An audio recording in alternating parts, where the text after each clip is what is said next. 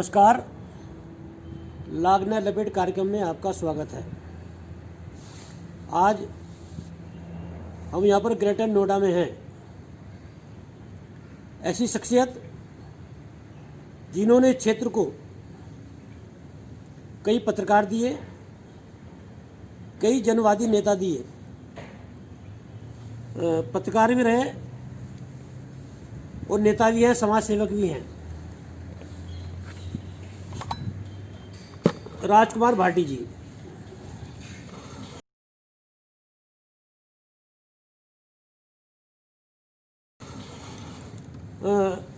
राजकुमार जी, सबसे पहले तो मैं आपसे ये पूछना चाहूँगा कि आपकी जनवादी पत्रकारिता और उसके बाद में देहात मोर्चा, जी जी, हाँ, उसके बारे में थोड़ा प्रकाश डालिए। समाज सेवा, राजनीति, इन सब का एक ही काम होता है जी सच्चाई का साथ देना, अन्याय का विरोध करना, जी पीड़ित शोषित की आवाज़ उठाना जी और कमज़ोर लोगों की मदद करना।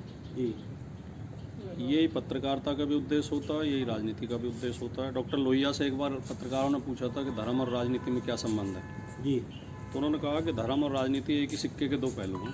जी धर्म का काम है अच्छाई को बढ़ावा देना और राजनीति का काम है बुराई का विरोध करना। जी तो बात तो एक ही होती है। जी जी तो इसी में पत्रकारिता भी आ जाती है। जी जी तो मैं जब पत्रकारिता में रहा, मैंने 1987 में एक बहुत छोटे से अखबार में रिपोर्टिंग शुरू करी जी और 400 रुपये मेरी पहली महीने की सैलरी थी।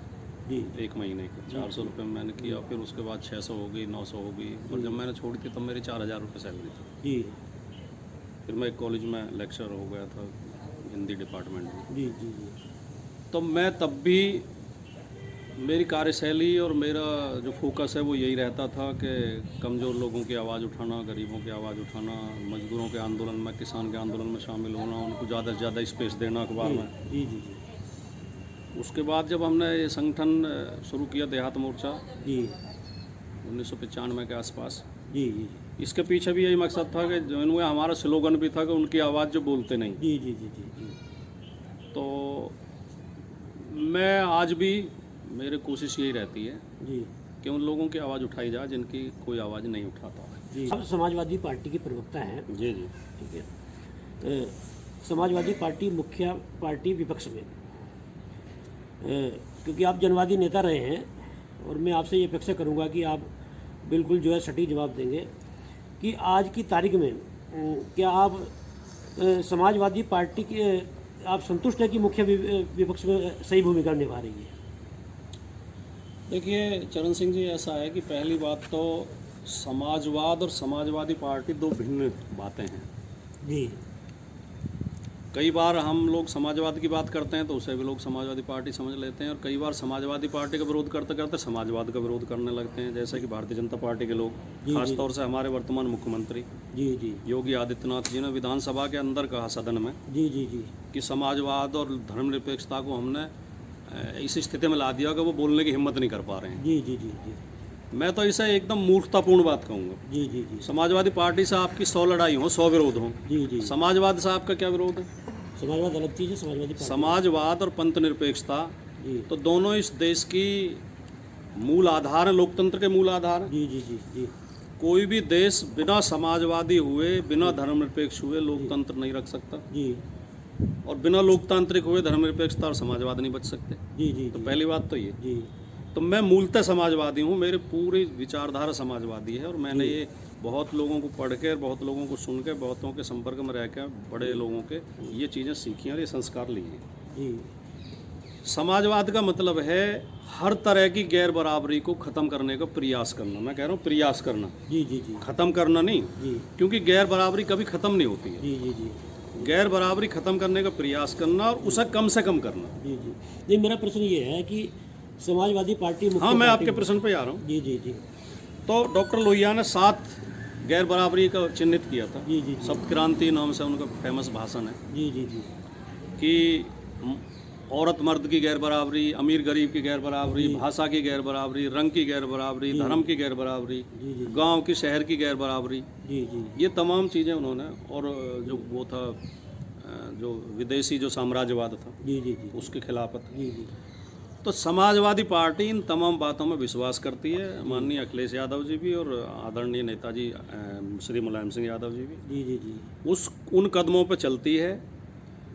ये आप कोई आपत्ति कर सकते हैं कि पूरी तरह नहीं चलते या कुछ कमियां हैं। जी जी जी मैं सहर्ष स्वीकार कर सकता हूँ कि कमी हर व्यक्ति में होती है। जी जी हमारी पार्टी में भी एक दो कमी होंगी, जी जी हम में भी कमी होंगी, हमारे कहीं हमसे गलत बयानी हो गई होगी, जी कहीं गलत काम हो गए होंगे। जी जी जी सवाल उसका नहीं है हम ये कहें कि नहीं हमारी पार्टी ऐसी, हम में कोई कमी नहीं है, जी जी जी लेकिन हम कोशिश करते हैं कि गैर बराबरी को ख़त्म करें, जी गरीब के हित में योजनाएं बनाएं। जी जब समाजवादी पार्टी की सरकार रहती है तो ढेरों योजनाएं ऐसी बनती हैं जी जिनसे गरीबों को लाभ हो। जी जी जी माननीय अखिलेश यादव जी की सरकार ने 5 साल में कई ऐसे काम किए, किसानों की सिंचाई फ्री की, जी जी जी उससे गरीब आदमी को फायदा होगा। जी बच्चों को लैपटॉप बांटे, 17 लाख बच्चों को बिना भेदभाव के, जिन्होंने भी इंटर की थी सबको लैपटॉप जी दिए। जी जी ये टेक्नोलॉजी की जो गैर बराबरी थी उसे दूर करने का प्रयास था जी जी जी कि अमीर बच्चे तो लैपटॉप पे और कंप्यूटर पे पढ़ें और गरीब बच्चों को लैपटॉप नहीं मिले जी, जी, या चलाना ना आए, ये उसका प्रयास था। जी हमने अस्पतालों में स्वास्थ्य सेवा में सुधार किया,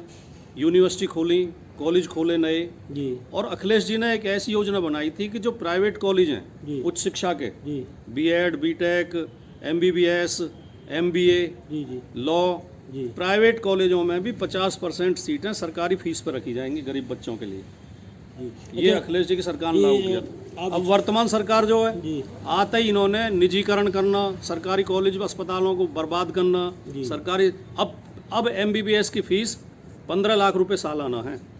कौन गरीब आदमी अपने बच्चे को एमबीबीएस करा सकता है? तो समाजवादी पार्टी उस तरह के प्रयास करती आप है। विचारवान नेता हैं। जी भारतीय जनता पार्टी, विशेष रूप से मैंने प्रधानमंत्री जो है वो लगातार समाजवाद और धर्मनिरपेक्षता का मजाक बना रहे हैं, और मैं भी देखता हूँ कि जो एक समाजवादियों की धार होती थी, एक जो उनमें जज्बा होता था, उस धार के हिसाब से प्रधानमंत्री को उस मजाक बनाने का जवाब नहीं मिला। इस बारे में आपका क्या था? मैं 100% आपकी बात से सहमत हूँ। जी ये दौर आते हैं, कुछ समय के दौर बदलते रहते हैं। जी जी 1990 तक जी इस देश में ऐसा माहौल था कि धार्मिक कट्टरता, सांप्रदायिकता, जी धार्मिक नफरत की बात करना शर्म की बात मानी जाती थी। जी जो लोग सांप्रदायिक भी थे, कट्टर भी थे, वो खुल के नहीं बोल पाते थे। जी और ये 6-7 साल से एक ऐसा दौर चल रहा है कि सांप्रदायिक शक्तियाँ हावी हैं। जी वो खुल के गंदगी फैलाती हैं, अपने भाषणों में भी, सोशल मीडिया पे भी जी नफरत की बात करती हैं, लड़ाने की बात करती हैं, दूसरे धर्म वालों को गाली देती हैं, जी कट्टरता, अंधविश्वास, मूर्खता की बातें करती हैं, जी विज्ञान का, प्रगतिशीलता का विरोध करती हैं। जी ये एक दौर है। ये बात आपकी बात से मैं सहमत हूँ कि विपक्ष या समाजवादी खेमा जी उतने धारदार तरीके से इन बातों को खंडन या विरोध नहीं कर पा रहा है। जी जी जी लेकिन मैं इस बात के लिए भी पूरी तरह आश्वस्त हूँ कि ये दौर भी खत्म होगा, जी और इस देश की जो ताकत, देश की नहीं, मैं तो दुनिया की कहता हूँ, जी दुनिया में कोई देश बिना धर्मनिरपेक्ष, बिना समाजवादी, बिना लोकतांत्रिक हुए तरक्की कर ही नहीं सकता। आप आप दुनिया के देशों पर नज़र दौड़ा लीजिए, जी जहाँ जहाँ धर्म के आधार पर सरकार है, धर्म के आधार पर कानून है, जो धार्मिक देश हैं, जी चाहे वो इस्लामिक कंट्री हो, चाहे हिंदू राष्ट्र नेपाल जैसे हों, चाहे और कोई हों, जी वे तरक्की नहीं कर पाए। जो धर्मनिरपेक्ष और लोकतांत्रिक और समाजवादी विचारधारा पर चले, उन्हीं देशों ने तरक्की की। जी डॉक्टर राम मनोहर लोहिया ने एक नारा दिया था गैर कांग्रेसवाद का। तो ये माना जाता था कि यदि कांग्रेस कमज़ोर होगी या सत्ता परिवर्तन होगा तो इस देश में जो है वो समाजवादी विचारधारा के लोग जो है वो देश को चलाएंगे। आज जो है यदि संघियों ने सत्ता कब्जाई है या भारतीय जनता पार्टी जो है वो केंद्रीय सत्ता पर काबिज है, विभिन्न राज्यों में काबिज है, तो इसके लिए आप किन लोगों को जिम्मेदार मानते हैं? देखिए, एक तो गैर कांग्रेसवाद का जो नारा था वो इसलिए था कि उस समय कांग्रेस ही सत्ता में थी, सारी शक्तियां कांग्रेस के पास थी, जी जी और जनवादी लोगों का जो कार्य होता है वो शक्तिशाली के खिलाफ आवाज़ उठाना होता है। जी जी जी तो क्योंकि कांग्रेस सत्ता में थी इसलिए कांग्रेस खिलाफ नारा दिया जाता था। जी लेकिन समाजवादियों का, डॉक्टर लोहिया, जेपी और दूसरे समाजवादियों का जितना नारा गैर कांग्रेसवाद का था उतना ही गैर सांप्रदायिकता का भी था। जी जी जी जी सांप्रदायिकता के भी वो खिलाफ थे। जी लेकिन गलतियां इतिहास में ये हुई हैं कि जिन्हें मैं बहुत साफ मन से स्वीकार करने को तैयार हूँ जी जी कि इन्होंने कांग्रेस की शक्तियों को कमज़ोर करने के लिए, कांग्रेस को हराने के लिए गैर कांग्रेसवाद के चक्कर में जी कई बार सांप्रदायिक शक्तियों से समझौते किए। जी जी इससे उन्हें आगे बढ़ने का मौका मिला। जी वो ये नहीं सोच पाए वो नेता हमारे जी। कि ये ज़्यादा खतरनाक होगा, ये शक्तियाँ सत्ता में आएंगी, ये शक्तियाँ जैसे जनता पार्टी सरकार बनी। जैसे जनता 1977 में जनता पार्टी की सरकार में बीजेपी शामिल थी, जी। जनसंघ था उस समय, जी उसमें विलय हो गया था जनता पार्टी में। जी जी जी जैसे 89 में भी वीपी सिंह के आंदोलन में जी जी जन मोर्चा के साथ बीजेपी शामिल थी। जी जी जी जैसे राज्यों में भी जगह जगह जी उनसे समझौते करके सरकारें बनाई। जी तो इससे इन सांप्रदायिक शक्तियों को एक तो इनको जो एक स्वीकारोक्ति मिली जी समाज में, जी जो समाज इन्हें अछूत समझता था और ये मानता था कि ये सरमाएदारों की पार्टी हैं और सांप्रदायिक पार्टी हैं और दंगे कराने वाली पार्टी हैं जी जी और ये महात्मा गांधी के हत्यारे हैं, देशद्रोही हैं, अंग्रेजों के साथ रहे 1947 तक, स्वतंत्रता सेनानियों के खिलाफ मुखबिरी की, गवाहियाँ दी, कोर्ट में सजा करवाई, इन बातों को लेकर। और ये पूंजीपतियों के पक्ष में ही होते हैं हमेशा। जी जी तो ये लोग समझते थे गाँव के, लेकिन जब इन लोगों ने समझौते किए तो धीरे धीरे उनकी स्वीकारता बढ़ी जी। और ये धीरे धीरे आज इस परिस्थिति में आ गए कि 2019 में पहली बार ये पूर्ण बहुमत में आए। तो समझौते समाजवादियों ने। हाँ, समाजवादी सोच के लोगों ने, जी। धर्मनिरपेक्ष सोच के लोगों ने। अच्छा, ये जो समाजवादियों ने कांग्रेस के रहमो करम पे जो सरकारें बनाई हैं, उसे आप किस रूप में देखते हैं? क्या उससे भी समाजवाद कमजोर हुआ है क्या, या नहीं, मुझे ऐसा कोई उदाहरण नज़र नहीं आता आज़ाद भारत के इतिहास में कि कभी कांग्रेस के रहमो करम पर किसी समाजवादी ने सरकार बनाई हो। समाजवादियों ने तो जो संयुक्त संसदीय दल थी, वो जो बनी थी सरकारें 1967 में, वो भी कांग्रेस के खिलाफ थी। जी 77 में भी कांग्रेस खिलाफ थी, 89 में भी कांग्रेस खिलाफ थी। कांग्रेस के रहमो करम पर कहीं सरकार चलाई हो ऐसा मुझे उदाहरण नजर नहीं, नहीं। क्योंकि आपके चंद्रशेखर जी प्रधानमंत्री रहे, चरण सिंह जी प्रधानमंत्री रहे, देवगौड़ा जी की सरकार रही, इंद्र कुमार गुजराल जी की सरकार रही, ये तो कांग्रेस के रहमो करम पे ही चली है। नहीं, वो 3-4 जो आपने उदाहरण दिए बिल्कुल ठीक बात है। वो ऐसा दौर था कि पूर्ण बहुमत किसी को नहीं था जी जी और संयुक्त सरकारें बनानी लाजमी थी, या तो चुनाव होते यार। जी। अच्छा, तो इसलिए वो एक समर्थन से सरकार बना ली। चरण सिंह जी जब प्रधानमंत्री बने थे, ये माना जाता है कि जनता पार्टी को जो प्रचंड बहुमत मिला था वो समाजवादियों का चरम था, और जो चरण सिंह जी प्रधानमंत्री बने, जब वो पार्टी जनता पार्टी टूटी, उसे आप किस रूप में देखते हैं? देखिए, मैं एक तो इस रूप में देखता हूँ कि जो साफ मन के लोग और बुद्धिजीवी और प्रगतिशील और सच बोलने वाले होते हैं, उनमें मतभेद बहुत जल्दी होते हैं जी क्योंकि वो सिद्धांतवादी होते हैं, अपने अपने सोच पे अड़े रहते हैं। जी जी जी और जो चोर होते हैं, चोरों में डकैतों में बड़ी एकता मिलती है। जी जी जी जिनका मकसद ही लूट करना होता है, उन्हें पता है कि अगर तुम्हारी एकता टूटी तो तुम मारे जाओगे, जी जी जी हमें लूट करनी है, तो उनमें एकता जल्दी हो जाती है। जी जी जी तो ये समाजवाद की और वामपंथ की एक कमजोरी है जी कि ये लोग क्योंकि प्रगतिशील होते हैं और खुले विचारों के होते हैं, बड़े सिद्धांतवादी होते हैं, तो ये जरा सी बात पे मतभेद को जो है पीछा नहीं कर पाते, उस मतभेद पे आपस में मतभेद पैदा हो जाते हैं। ये एक कमजोरी भी है इस जनतंत्र जो जनवाद की, जी वामपंथ की और समाजवाद की, जी, जी। एक कमजोरी भी है। और ऐसा बार बार हुआ, आप बिल्कुल ठीक, आपकी बात से मैं सहमत हूँ कि बार बार मोर्चे बनते हैं और फिर बिगड़ते हैं और फिर आप अपने अपने सिद्धांत पर अड़ जाते हैं लोग, जी जी जी और वो कई बार इनका बिखराव हुआ है जो कि इस देश के लिए बहुत हानिकारक रहा, देश के लिए, देश की गरीब जनता के लिए और देश की एकता अखंडता के लिए वो नुकसानदायक है। आगे से मैं उम्मीद करूंगा कि सभी जो इस तरह के जनवादी सोच के लोग हैं वो ये प्रयास करें कि हम छोटे छोटे मतभेदों पर अपने गठबंधन ना बिगाड़ें और अपनी पार्टियां ना तोड़ें और एक होकर इन पूंजीवादी शक्तियों का, धार्मिक सांप्रदायिक शक्तियों का, साम्राज्यवादी शक्तियों का, गरीब विरोधी शक्तियों का मुकाबला एक होकर करें। अभी एक भारतीय जनता पार्टी के प्रवक्ता है संबित पात्रा, उसमें और बड़ी जोरदार वो डिबेट थी। आपने चिंदी चोर करके जो है भारतीय जनता पार्टी के नेताओं को संबोधित किया था, उसमें बोला कि आप लोग चिंदी चोर है। उस डिबेट के बारे में थोड़ा सा बताइए।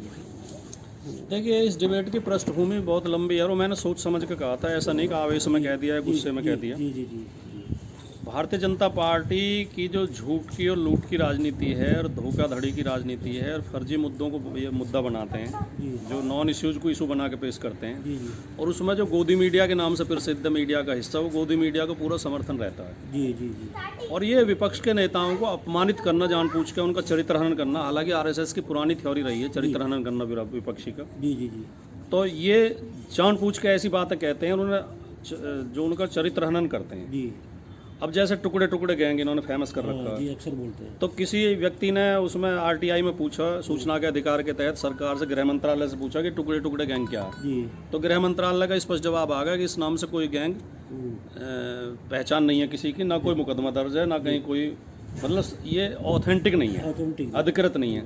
अर्बन नक्सली, जी। अब ऐसे ही इन्होंने एक बीजेपी के लोगों ने शब्द ले रखा है टोटी चोर। जी। ये सीधे सीधे गाली है, जी। अपमान है, जी। चरित्र हनन है। जी। जी। ये एक शानदार नेता को, जो अखिलेश यादव, एक देश के सबसे जो वर्तमान में नेता हैं, जिनमें सब में शालीन, सौम्य, जी। मतलब मिलनसार, हसमुख जी। और संजीदगी से बात करने वाला नेता, जी। और जिसके पास बहुत योजनाएं देश की तरक्की की, प्रदेश की जी, तरक्की, जी। उस व्यक्ति के लिए टोटी चोर जैसा शब्द कह के अपमानित करते हैं। जी। क्या कोई टोटी चोरी का कोई मुकदमा दर्ज है? जी। क्या कहीं कोई केस कोर्ट में चल रहा है? फिर किस आधार पर कहते हैं? जी। तो मैंने ये तय किया, और अब ये हमने तय कर लिया है कि जब अगर ये टोटी चोर बोलेंगे तो हम इन्हें चिंदी चोर बोलेंगे, जी। क्योंकि ये इतने घटिया चोर हैं। अब देखिए किसान बिल जो इनमें क्या कर रहे हैं, किसान के जेब से पैसा चुरा के अडानी अंबानी की जेब में डालना चाह रहे हैं। जी। जी। जी। जी। चिंदी चोर की थोड़ी आप व्याख्या कीजिए। चिंदी चोर उस चोर को कहते हैं, एक चोर का भी एक स्तर होता है। जी। जी। वो बढ़िया चीज़ चुराएगा, जी। और आपने देखा होगा कई बार चोर घर में गए और उसे पता चला कि ये तो मजबूर लोग हैं, गरीब लोग हैं, तो उनके घर में और सामान छोड़ा है चुराने के बजाय। जी। हाँ, ऐसे चोरों के भी कुछ चरित्र होते हैं। जी। चिंदी चोर वो होते हैं जिनका स्तरहीन जो होते हैं, जो बहुत ही घटिया किस्म के चोर होते हैं। जी। जी। जी। वैसे चिंदी कपड़े के टुकड़े कहते हैं। जी। तो मतलब ये कपड़ा चुराने के चक्कर में चिंदी भी चुरा ले जो, जी। उसे चिंदी चोर कहते हैं। जी। यानी चोरों में भी घटिया स्तर का चोर। लेटेस्ट। जी। अच्छा ये बताइए कि इस समय जो है ये माना जा रहा है कि देश में जो सत्ता पे काबिज हैं लोग, जैसे पिछली सरकार में ये माना गया कि ये लगातार जो है आम आदमी का नुकसान कर रहे हैं। हम लोग भी देख रहे हैं तमाम तंत्रों को कब्जाने के बावजूद लोग नाराज़ रहते हैं इनसे। तो ऐसे क्या कारण है कि मोदी सरकार दोबारा आई और विभिन्न राज्यों में ये लोग लगातार सरकार बना ले जा रहे हैं, इसके बारे में आप बताइए। देखिए, भारतीय जनता पार्टी की या एनडीए की या नरेंद्र मोदी की 2014 की जो जीत थी, जी। वो कांग्रेस विरोध की जीत थी। जी। कांग्रेस 10 साल सत्ता में रही, कांग्रेस के कई घपले घोटाले खुले, कांग्रेस के नेता बहुत अहंकारी हो गए थे, मंत्री जनता से मिलते नहीं थे, जवाब नहीं देते थे। जी। एक माहौल बना कि कांग्रेस को हटाना चाहिए, और विपक्ष में और कोई मजबूत पार्टी नज़र नहीं आ रही थी। लोगों ने एक उम्मीद के साथ नरेंद्र मोदी को चुन दिया। जी। 2019 की जो जीत है नरेंद्र मोदी की, वो मीडिया की जीत है। जी। 5 साल तक मीडिया ने सही मुद्दों पर चर्चा ही नहीं होने दी, जी। जी। सही मुद्दों को जनता तक पहुंचने ही नहीं दिए, जी। जी। फर्जी मुद्दे उठाते रहे। अब तो ये खुल गया, बालाकोट स्ट्राइक हुई, जी। जी। जी। ये जानबूझ के किए गए, पुलवामा का हमला हुआ, विपक्ष तो शुरू से आरोप लगाता आ रहा जी। है जी। जी। कि ये जानबूझ के कराया गया है। वोट हासिल करने के लिए ये 40 सैनिकों को मरवा सकते हैं, जी। जी। जी। ये 2-4 लाख लोगों को भी मरवा सकते हैं। जी। जी। जी। दंगे करा देते हैं, सांप्रदायिक दंगे, जी। कहीं गाय काट के खुद गाय काटेंगे, डाल देंगे, लोगों की भावना भड़क जाएगी। तो 2019 की जो जीत थी वो फर्जी मुद्दों की, फर्जी वाड़े की, जनता तक असली बातें पहुंचने नहीं दी गई। जी। अब जनता अब आके समझी है, अब इनके जो काले कारनामे वो खुलने लगे हैं धीरे धीरे। अब जैसा है कि अर्नब गोस्वामी नंगा हो गया, जी। जी। जी। जी। अब उसकी जो चैट सामने आई है, जो आदमी 40 सैनिकों की शहादत पे खुशी मना रहा है जी। जी। जी। और कह रहा है कि अब हमारा टीआरपी बढ़ जाएगा, जी। और जिसे बालाकोट एयर स्ट्राइक की पहले से जानकारी 3 दिन पहले से, जी। जी। तो ये सरकार क्या, ये तो एक पाखंड है। मतलब इतनी गोपनीय जानकारी आप एक पत्रकार को लीक कर रहे हैं। जी। तो अब इनके और भी बहुत जो इनके समर्थक हैं, और जो अब ये बैकफुट पे हैं, अब ये बचाव की मुद्रा में, किसान बिलों से भी इनको पोल खुल गई। अच्छा ये बताइए कि आप जनवादी पत्रकार रहे हैं, आज की जो पत्रकारिता है वो आप किस रूप में देख रहे हैं? ये देश का कितना नुकसान कर रही है और कितना फ़ायदा कर रही है? देखिए, पत्रकार हम 1987 में मैं पत्रकारिता मैंने शुरू की थी, और मैंने पत्रकारिता का इतिहास भी पढ़ा। और पत्रकार, क्योंकि मैं कॉलेज में मैंने कुछ दिन पढ़ाया हिंदी डिपार्टमेंट में, जी। तो उसमें एक पत्रकारिता, हिंदी पत्रकारिता का पेपर भी होता था, वो पेपर मैं ही पढ़ाता था। जी। जी। जी। तो उस चक्कर में मुझे काफ़ी पढ़ना पड़ा जी। पत्रकारिता का इतिहास, पत्रकारों के बारे में। तो पत्रकार हो या राजनीति हो या कोई भी क्षेत्र हो, जी। हर दौर में कुछ अच्छे लोग और कुछ खराब लोग रहे हैं, जिसे हम पीत पत्रकारिता पहले कहते थे। जी। जी। जी। तो वो उस टाइप के पत्रकार जो शुरुआत जो हिंदी पत्रकारिता की हुई, जो पहला उद्दंत मार्तंड नाम का अखबार निकला, जी। उससे पहले अंग्रेजी अखबार निकलते थे, बंगाली में निकलते थे, तो उनमें भी अंग्रेज समर्थक लोग थे। जी। जी। भारतीय पत्रकारिता स्वाधीनता आंदोलन की कोख से पैदा हुई।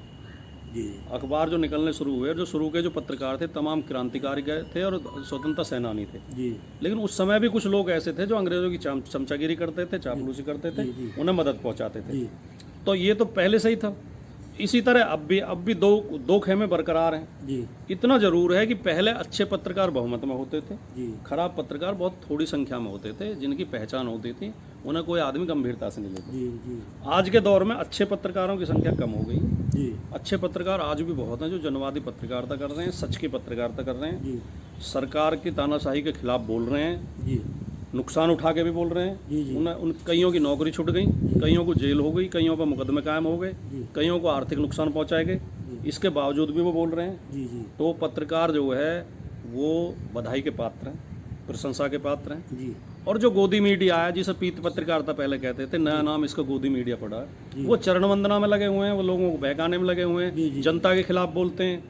किसान आए अपने मुद्दे लेके, जी। बोले ये तो खालिस्तानी हैं, ये तो आतंकवादी हैं, ये तो किसान हैं ही नहीं, इन्हें तो पाकिस्तान से पैसा आ रहा है, चीन से पैसा आ रहा है। फर्जी मुद्दे, लाखों की संख्या में किसान बैठे हैं, कह रहे हैं मुट्ठी भर हैं ये तो। जी 100 से ज़्यादा किसानों की मौत हो चुकी।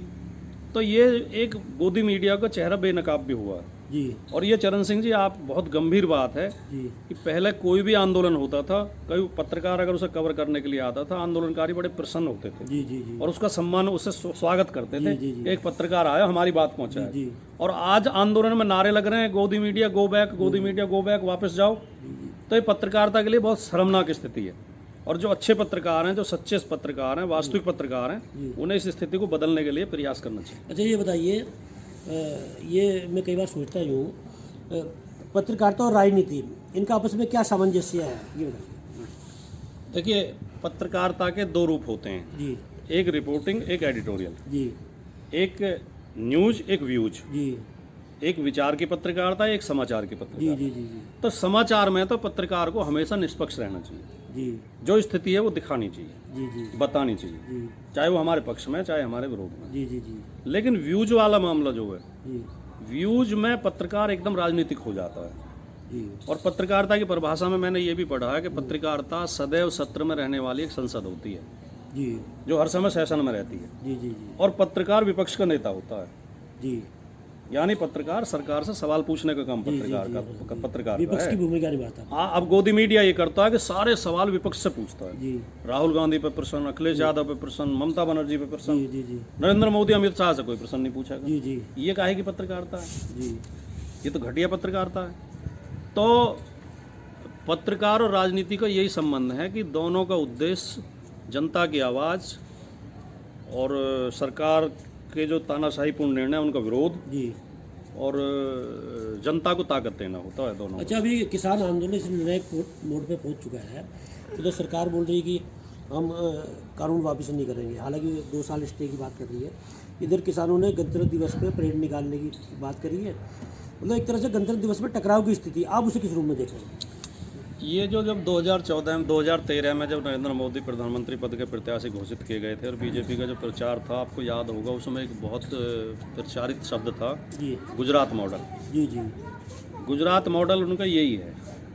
इनका गुजरात मॉडल है 4-5 भरोसे के अधिकारियों से, जी भ्रष्ट अधिकारियों से जी पूरी सरकार चलवाना। जी मंत्रियों की हैसियत जीरो कर देते हैं। जी जी मंत्रियों की कोई हैसियत नहीं है, वो खाली फाइल पर साइन करते हैं, सारे निर्णय नौकरशाह लेते नौकर साहब को बढ़ावा देते हैं। हैं। जो विपक्ष में आवाज़ उठाए जी उसे डराना, धमकाना, किसी भी तरह उसकी आवाज़ को शांत करना, जी जी उन पर झूठे मुकदमे कराना, झूठे आरोप लगाना, देशद्रोही सिद्ध करना, धर्म विरोधी सिद्ध करना, जी उन्हें बदनाम करना, चरित्रहनन करना। जी ये गुजरात मॉडल है। जी वही काम अब तक इनका चल रहा था, जी अभी तक ये कामयाब थे। जी इन्होंने सीए के खिलाफ आंदोलन हुए, उन्हें पाकिस्तानी कह के शांत करा दिया। जी जी इन्होंने नोटबंदी में जो मतलब जी हर उसमें ये कामयाब होते जा रहे थे। जी जी पहली बार इन्हें एक जवाब मिला है। जी इन्होंने प्रयास तो सारे वही किए, जी अभी भी इन्होंने प्रयास किया एनआईए के नोटिस किसानों को दिलवाएं। जी जी जी ये देशभक्ति की आड़ में जनता की आवाज़ दबाना चाहते हैं। जी जी लेकिन अब ये पहली बार इन्हें सही मुकाबला मिला है। किसानों से। अब ये ही बेनकाब हो रहे हैं।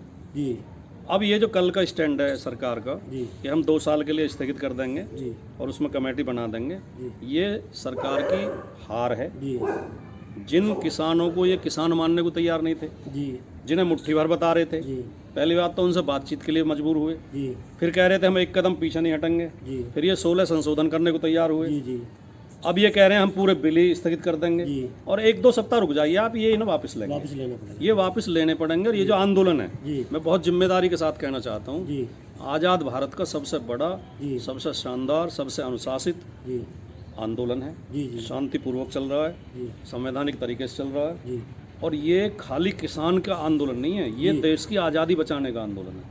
देश में लोकतंत्र बचा रहेगा, लोकतांत्रिक ताकतें बची रहेंगी, जनवादी ताकतें बची रहेंगी, जी तो ही देश की आज़ादी बचेगी।